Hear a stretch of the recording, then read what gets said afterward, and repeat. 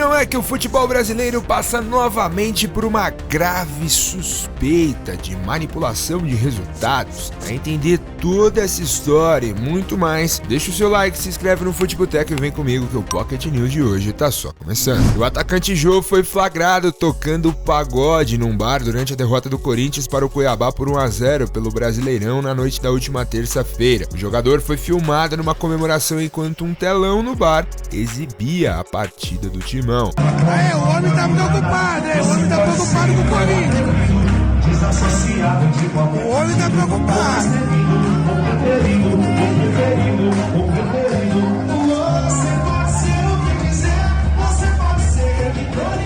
Sofre, Corinthians, sofre.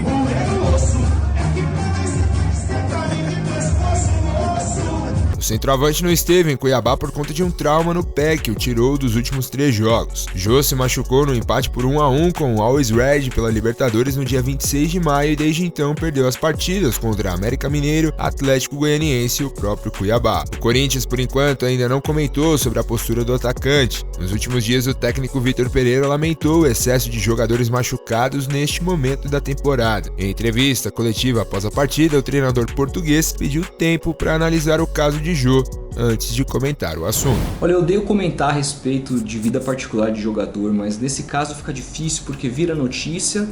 O próprio Alessandro deu entrevista aí, diretor do Corinthians, dizendo que é uma atitude inaceitável, que ele ainda não viu o vídeo, que eu duvido, mas disse que se for como foi parar no ouvido dele, é inaceitável.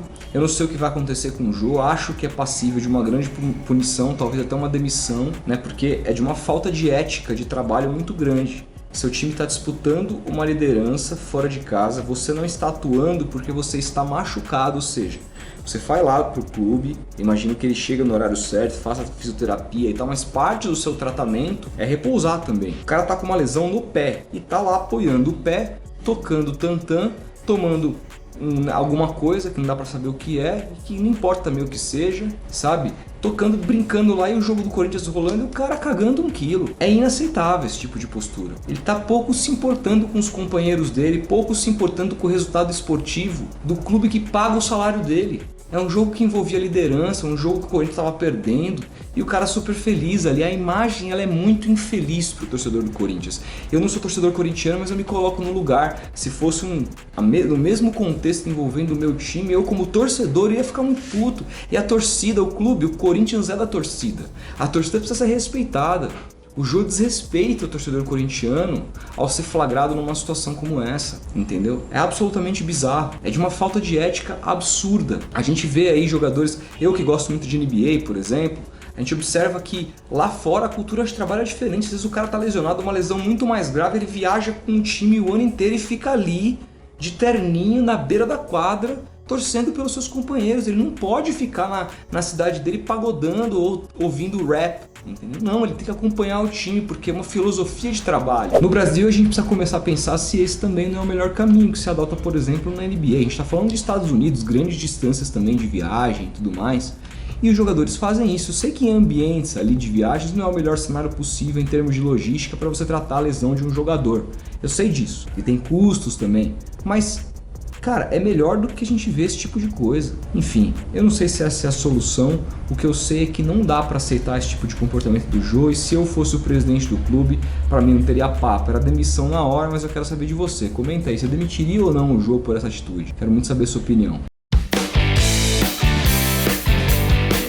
O Grêmio abriu negociações para ter o volante Lucas Leiva. O novo passo nas conversas ocorreu nos últimos dias, após debate interno dentro do clube gaúcho. O vice de futebol, Denis Abraão, admitiu as tratativas depois da vitória sobre o Novo Horizontino na Arena. O negócio é tido como no começo, com possíveis desdobramentos como resposta do jogador aos valores conversados ou tempo de vínculo a ser discutido, mas com a possibilidade de ter alguma evolução nos próximos dias. O dirigente gremista confirmou as conversas. A ótima temporada temporada com o Real Madrid rendeu a Vinícius Júnior mais um prêmio individual. Depois de ser eleito o melhor jogador jovem da Liga dos Campeões, o atacante levou o prêmio de gol mais bonito do campeonato espanhol. O lance vencedor foi a jogada do brasileiro diante do Sevilha, com um belo chute de fora da área. Na ocasião, Vini deu a vitória ao Real Madrid aos 42 minutos do segundo tempo, recebendo um lançamento na esquerda, dominando a bola no peito, carregando na entrada da área e batendo forte, jogando a bola no ângulo do goleiro Bono. A ESPN vai ter mais um correspondente na Europa a partir de agosto. Trata-se do comentarista Gustavo Hoffmann, que passará a entrar ao vivo em programas esportivos do canal, diretamente de Madrid, capital espanhola. Ele atuará prioritariamente como repórter em eventos, mas também será comentarista de partidas do Campeonato Espanhol em inglês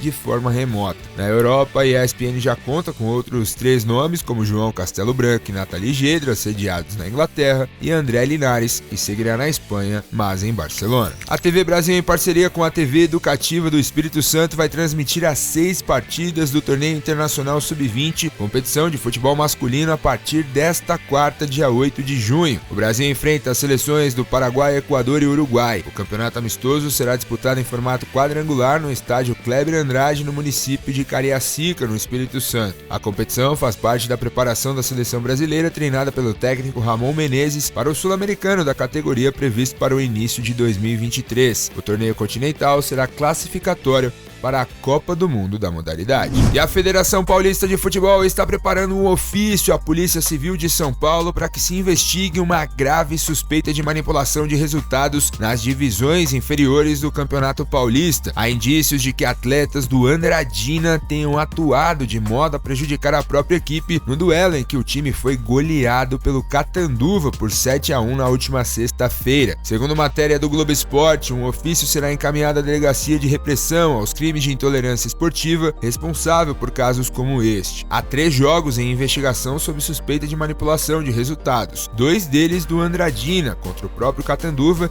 e contra o Fernandópolis. A terceira partida é Independente Capivariano pelo Paulista Sub-20. Na segunda-feira, o presidente do Andradina, Ney Giron, o técnico Rogério Ferreira, o China e membros da equipe de arbitragem foram ouvidos pela delegada Margarete Barreto, que é membro da Comissão de Integridade da Corregedoria de Arbitragem da Federação Paulista. Ela prepara um relatório para encaminhar, junto com os ofícios, à Polícia Civil e ao TJD. O que dizer de um caso como esse, né? Porque, é divisões inferiores do Campeonato Paulista. Pô, mas é o Campeonato Paulista, o principal estadual do Brasil, e é assim que começa, tá? Lá na 4ª divisão. Por isso é importante que essa investigação tenha sido aberta.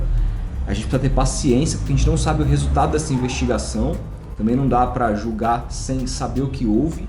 Vamos esperar a conclusão, mas caso haja comprovação, de fato, provas de que houve manipulação de resultados, medidas drásticas têm que ser tomadas, porque é assim que começa.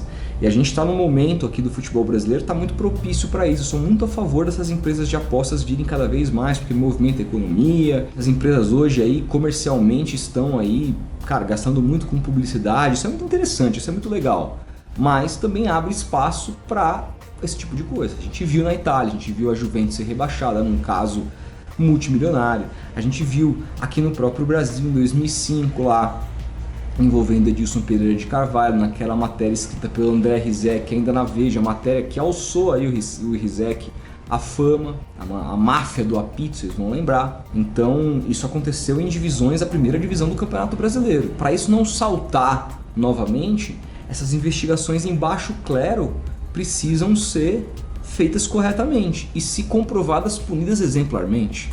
Esse é o processo e é por isso que eu torço. Antes de opinar e falar sobre qualquer coisa, eu não estou no time que acha que existe falcatrua em 1ª divisão, como opinou o Calil aí, sem nenhuma prova na última semana. A gente até comentou sobre isso aqui no canal, no news, em algum news aí de semana passada, mas acho que a gente tem que ficar de olho aberto e continuar sendo sério, investigando. Não dá para fechar os olhos. Daqui a pouco a gente abre o olho e tá na nossa porta. Tá na Série B, tá na Série A, e isso não pode mais acontecer em esporte de alto nível aqui no Brasil de jeito nenhum. Quero saber de você.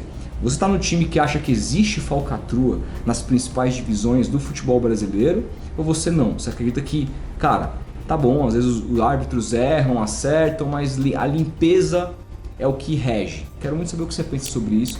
Deixa o like se você gostou. E claro, não deixa de se inscrever no canal se não está inscrito. A gente vai se falando. Um grande abraço e até o próximo vídeo.